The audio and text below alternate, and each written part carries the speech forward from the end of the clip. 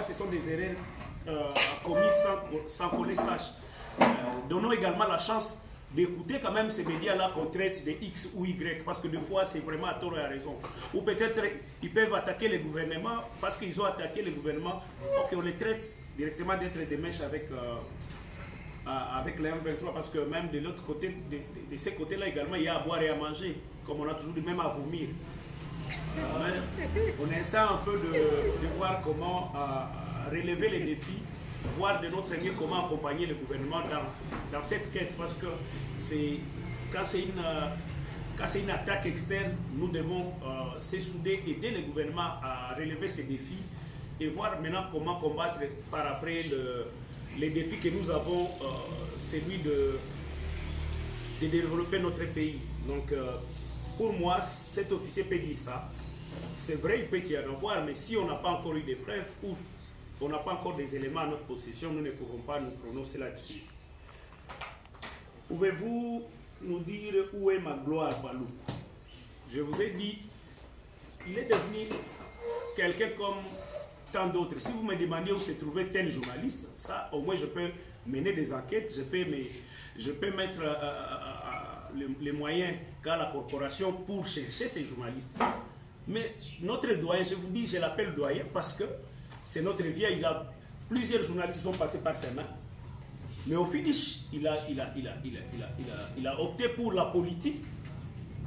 Donc, il était devenu politicien. Je vous ai dit qu'il fut conseiller du ministre. Quand vous occupez déjà une fonction politique, vous n'êtes plus journaliste. Vous devez dissocier, vous devez faire la part des choses. Donc, ça reste mon doyen. Comme Delio Kimboulou, c'est mon doyen. Mais ce sont des politiciens, donc nous devons laisser les politiciens se chercher entre eux. Vous n'allez pas demander à un journaliste de chercher où se trouve un politicien. Donc, moi, je n'aurai pas assez de réponses par rapport à ça. Peut-être dans les jours à venir, il pourra se prononcer. Peut-être il pourra vous écouter et vous répondre.